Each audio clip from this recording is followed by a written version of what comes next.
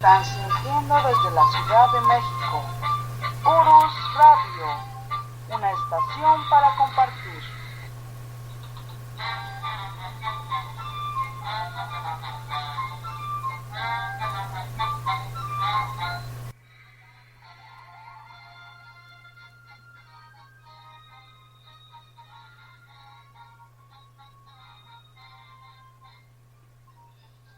Hola, ¿qué tal? Muy buenas noches. Los saludo, soy Doris, desde la cabina de Urus Radio, aquí en la Ciudad de México, con el segundo programa de la escritura maya.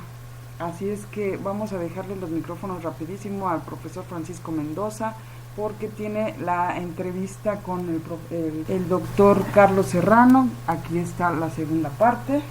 Licenciada, ¿cómo está usted? Muy buenas noches. Pues aquí nuevamente apurada, profe, porque nos están fallando un poquito aquí los aparatos, pero aquí estamos. Perfecto, pero mire, ya se solucionó y o bueno, está empezando a solucionarse y mire, ya estamos al aire de nuevo, licenciada. De veras reiteramos una disculpa por la sesión anterior que no fue posible transmitirla, pero bueno, esperemos que los fantasmas que luego andan aquí metidos en las computadoras nos permitan transmitir el día de hoy. Pues sí, profe, pues aquí tenemos la segunda parte de la entrevista que usted le hizo al doctor Serrano.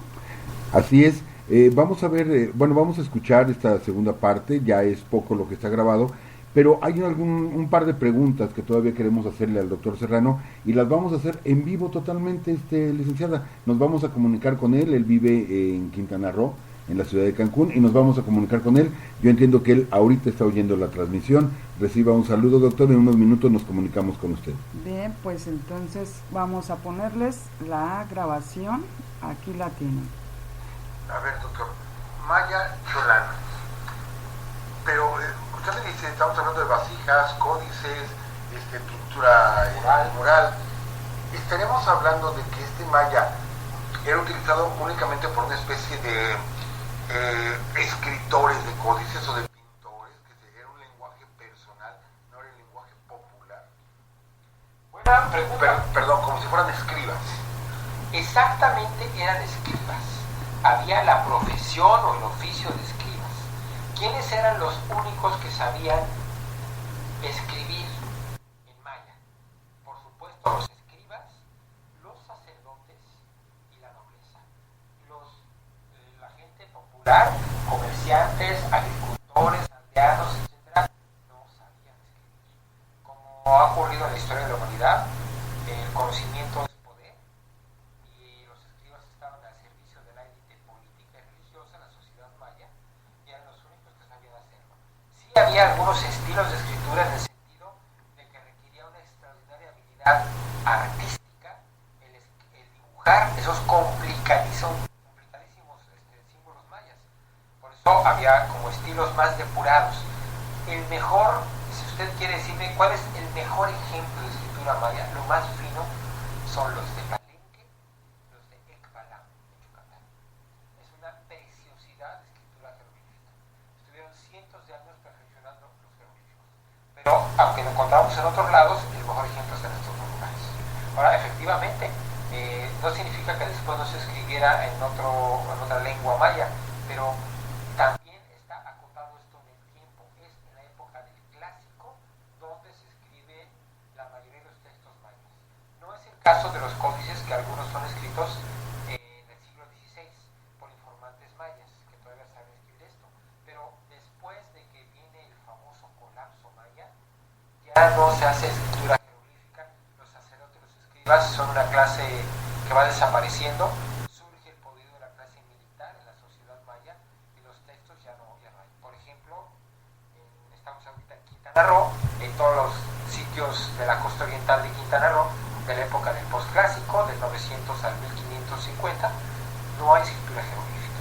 Y si la encontramos es porque esos sitios tuvieron presencia en la época del clásico. Está bien, doctor.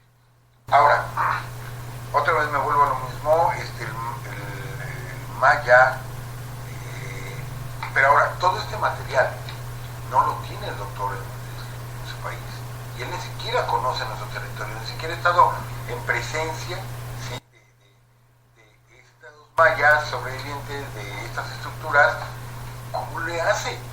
Solamente tiene 2 textos mayas, que son el Códice Dresde y el Códice Madrid. ¿Sí? Y le bastaron estos códices para tener suficiente cantidad de jeroglíficos mayas con los cuales lograr el desciframiento. Bueno, ahora, logra el desciframiento. ¿Él llegó a conocer la zona maya, doctor? Años después sí, ya que ha publicado eso y que los círculos académicos empiezan a reconocerlo, porque él vaticinó algo, dice, hasta que se muera Thompson me van a hacer caso. Y efectivamente, hasta que muere Thompson, la sociedad mayista de Occidente empieza a voltear lo que dijo este hombre y empiezan a hacerle caso. A ver, vamos a ver si es cierto que es lo que dice, y se dan cuenta que es cierto. Entonces empiezan a recurrir mucho al método de Yuri Nolson para descifrar la escritura. ¿Qué pasa con Nolson?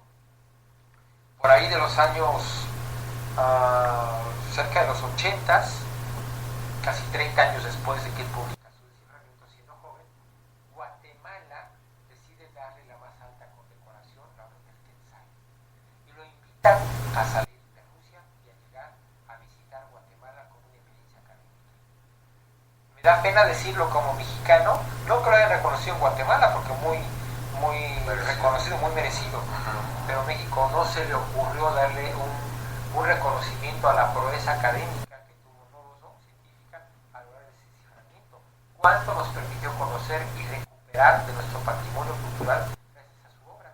Bueno, 2 años después, a instancias de algunos académicos en México, es invitado a visitar México y finalmente le otorgan la Orden de la Águila Azteca, ¿no? Es la condecoración más alta que este país le da a un extranjero. Y entonces ya lo invitaron a visitar Palenque. Hay una descripción muy emotiva en las memorias del primer coloquio internacional de mayistas, en el cual el invitado de honor es Nolson, lo reciben con un aplauso de pie, él se emociona mucho, y ya para entonces ya hay una escuela de epigrafía norteamericana y hay otra rusa, y hay diferencias, digo, sin duda usaron a Nolson para poder dar un gran paso, pero hay algunas diferencias entre escuelas, de hecho hay otras 2 escuelas más. Bueno, ¿sabe usted qué opinó él cuando ya lo tuvo enfrente? Toda esa información ya palpable. ¿Qué impresión tuvo al conocer la zona maya? Él estuvo feliz de la vida, vio coronados sus esfuerzos, se dedicó entonces a descifrar algunas estelas y dinteles de Palenque para seguir comprobando que su método de desciframiento era adecuado. Está muy contento, fue invitado por todas y todo el mundo quería disputarse el honor de tener a Nolson invitado, hizo lo que pudo. Después nos damos cuenta que la obra de Nolson, ya el desciframiento, su obra publicada está en ruso, y la gran mayoría de los estudiosos mayas pues hablan español y hay muchos otros inglés, porque hay mucha escuela mayista en Estados Unidos y en Europa. Y entonces iniciativa de la Universidad de Quintana Roo con el Parque Xcaret para traducir la obra de Nolson al español y hacer todo el catálogo al español. Fue una obra muy fuerte. Entonces invitan a Nolson, se queda a vivir algunos meses en una cabaña del Parque Xcaret a continuar ahora esto en español. Viene con él o su discípula. Bueno, pues hasta aquí tenemos la entrevista con el doctor Serrano. Vamos en estos momentos a enlazarnos con él y vamos a comunicarnos directamente a ver si nos alcanza el altavoz. Estamos haciendo, de hecho, sí, doctor Serrano. ¿Qué tal? ¿Cómo estás, Francisco? Pues bien, doctor, en la transmisión estamos en vivo completamente, doctor. Hay varias personas, decenas de personas que en este momento nos están escuchando. Esa plática tan amena que tuvimos hace unos días por allá en su estado, doctor, y bueno, todavía con un par de preguntas que se quedaron. Encantado, como no, me da mucho gusto estar hablando con usted. Pues una pregunta, la primera, doctor, recordará usted que yo le decía, lo cuestionaba, ¿cuál sería la especie de santo grial ese santo grial que han buscado tanto en Occidente, tantos historiadores, etcétera. ¿Cuál sería el santo grial de los mayas? ¿Qué es lo más buscado, lo más apetecido de entre el mundo antiguo maya, doctor? Mira, hay muchas manifestaciones que nos regalaron los mayas. Podría contestarte de varias maneras. Si habláramos de arquitectura, yo estoy seguro que los mayas van a seguir dándonos enormes sorpresas. Me acabo de llevar una en Quintana Roo. El año próximo van a abrir un nuevo sitio arqueológico hasta ahora desconocido. Se llama Xcabal, que es tan grande como Tikal o Calakmul, según están diciendo. Caray. Él lo ha perdido muchos años. Y dentro de algunos sitios que ya conocemos, seguramente vamos a seguir encontrando pinturas murales, cosas maravillosas. Esas sorpresas siguen formando parte de lo que más deseamos a nivel de lo que hacen los arqueólogos. Pero podría ponerte otro ejemplo. A nivel de la escritura maya, pues ya ves que hubo una terrible quema de códices en Santo de Fe de Maní, que hizo el arzobispo Gallego de Landa. Y de tantos que había, supuestamente ahora solamente tenemos 3 códices mayas. Cada uno es un compendio de conocimientos cosmogónicos y cosmológicos de los mayas.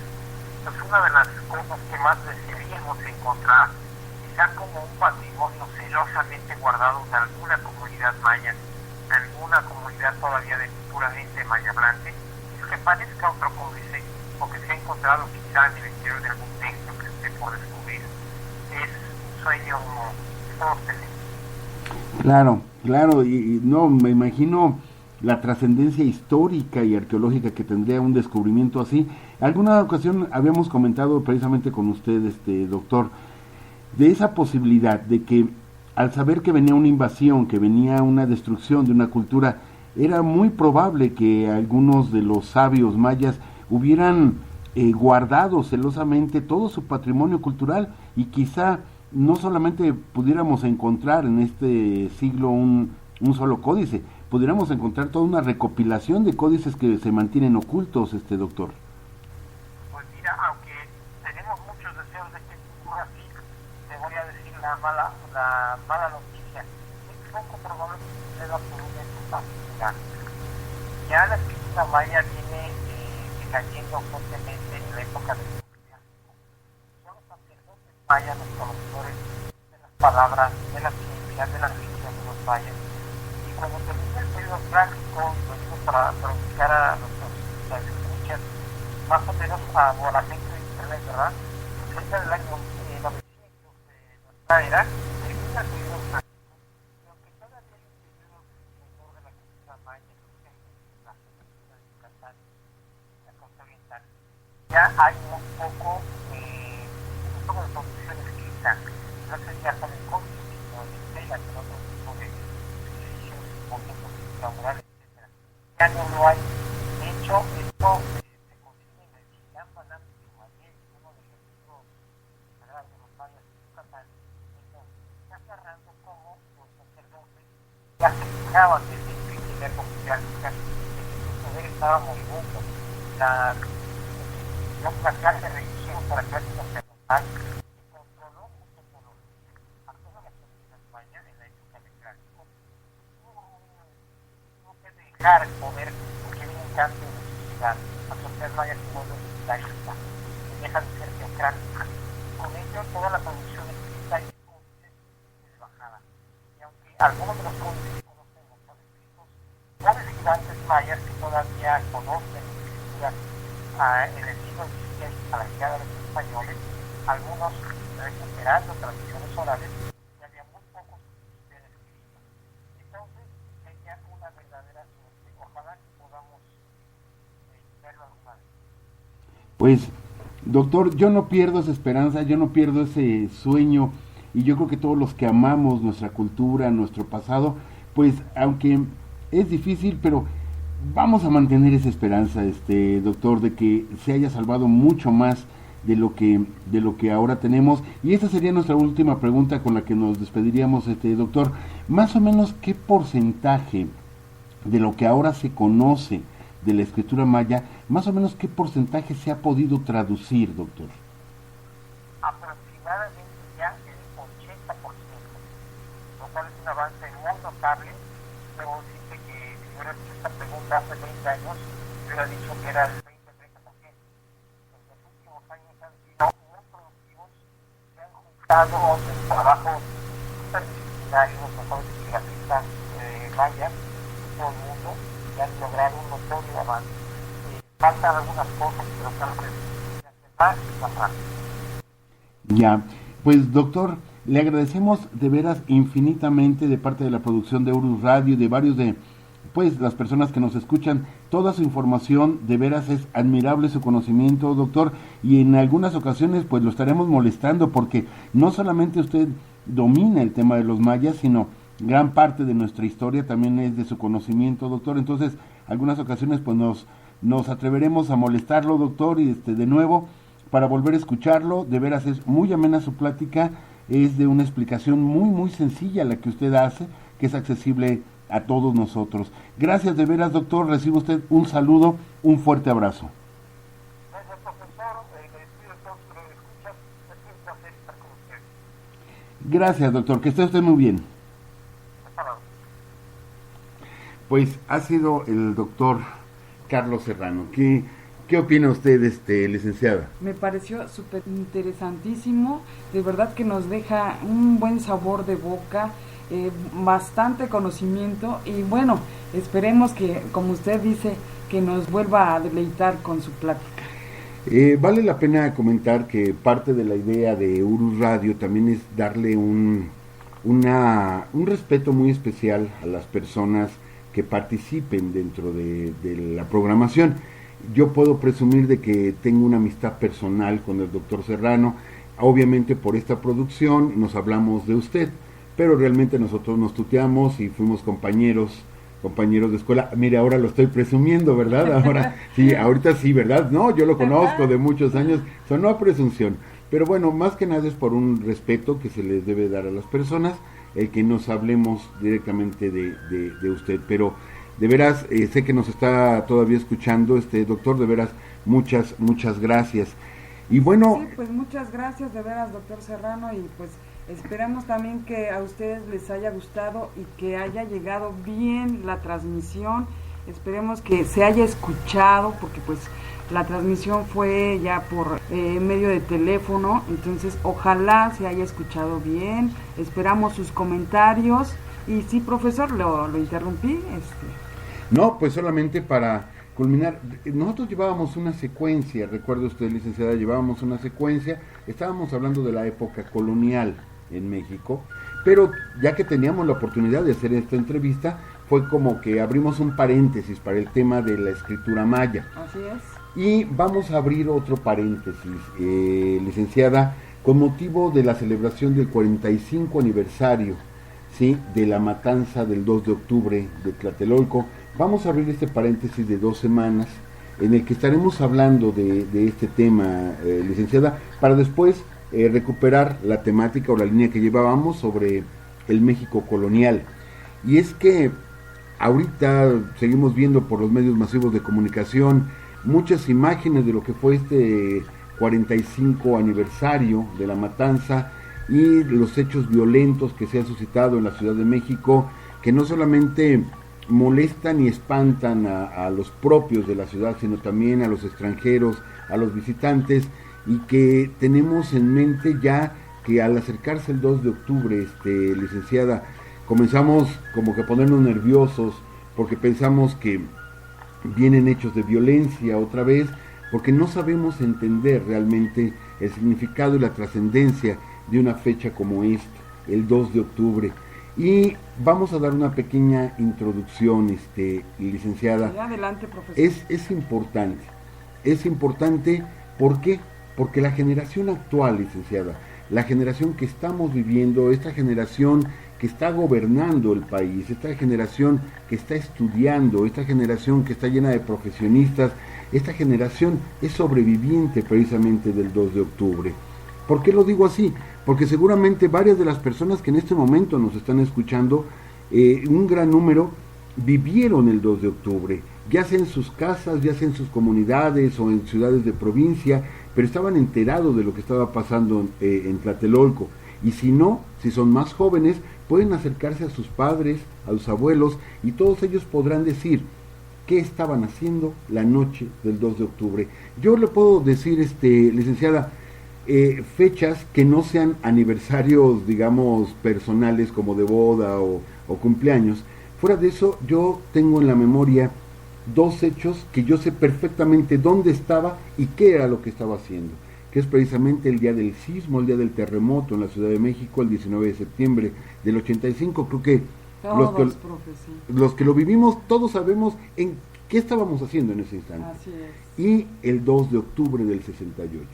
Yo tenía muy pequeña edad, muy corta edad, pero aún así recuerdo, porque yo ya estaba acudiendo a la escuela primaria, primer grado aún, pero recuerdo, sí, ya que la escuela donde yo me encontraba estaba muy cerca del centro, muy cerca del Zócalo de la Ciudad de México, y recuerdo cómo en ocasiones nos avisaban que iba a haber manifestación de los estudiantes y nos sacaban de la escuela o simplemente no había clases. En ese tiempo decir estudiante para el pueblo era casi como terrorífico. Decían, vienen los estudiantes, y era tener miedo, por una enorme campaña publicitaria, una enorme campaña de difusión que hizo el gobierno en contra del movimiento estudiantil del 68, y que de pronto se veía a los estudiantes y la gente corría, ¿sí? ¿Qué estaba pasando ahí? ¿Por qué era más peligroso en ese tiempo ser estudiante que ser un criminal? Porque si una patrulla o un policía detenía a un joven y le pedía una identificación, y sacaba una identificación de escuela, en ese tiempo no había credencial de lector como ahora, sacaban una identificación de escuela, eran detenidos inmediatamente.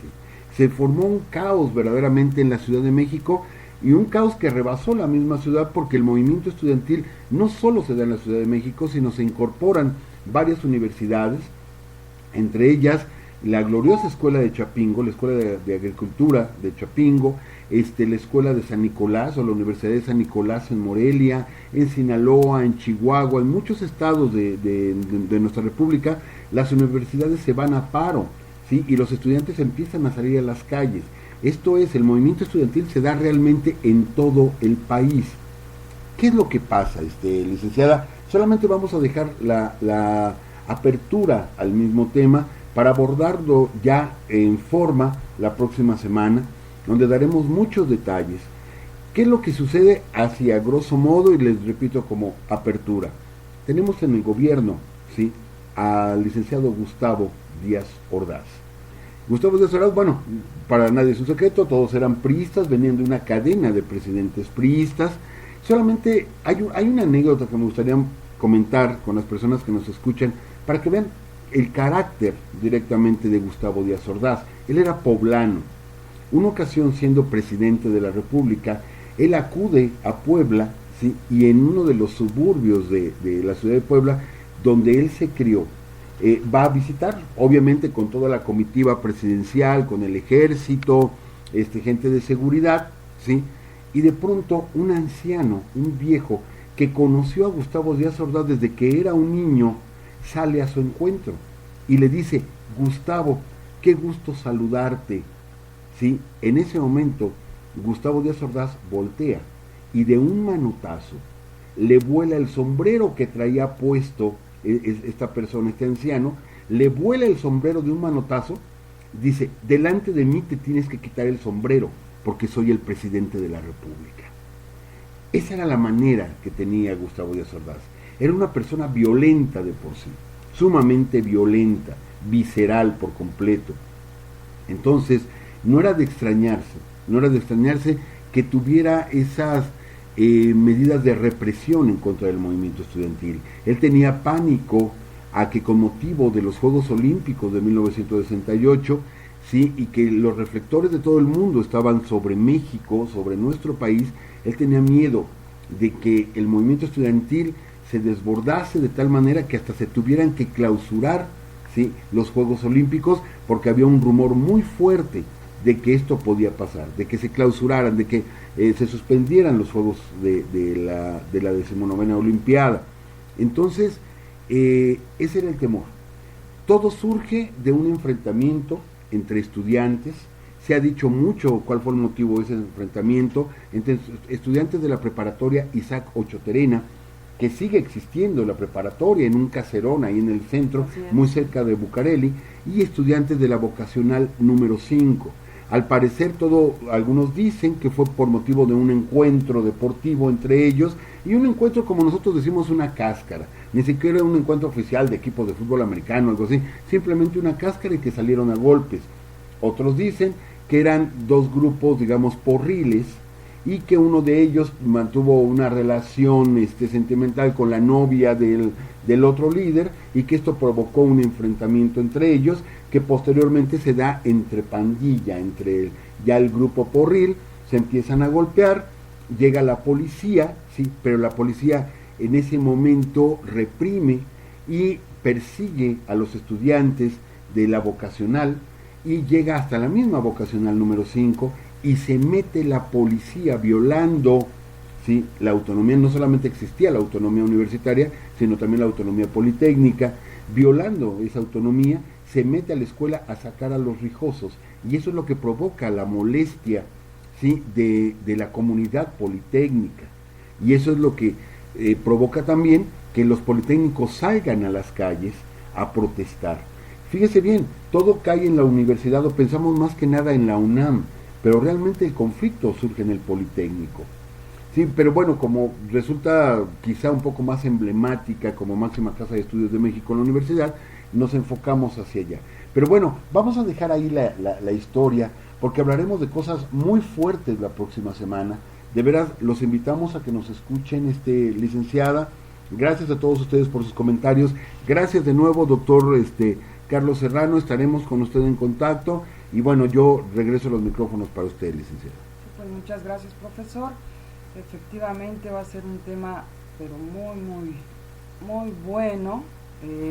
Es un tema que a muchos nos conmueve y nos hace vibrar, porque tiene muchas cosas. Y ahorita me recuerda el libro de Regina, y también valdría la pena comentarlo, ¿no? A lo mejor algunos de ustedes lo conocen. De Antonio Velasco Piña. Así es. Y pues que nos habla precisamente de este tema, pero tiene algo de misticismo, ¿no? Entonces, pues también hay muchos libros que hablan al respecto, pero pues ha habido mucha mordaza en cuestión de este tema. Y pues bueno, pues lo esperamos por acá, ya nos queda muy poquito tiempo.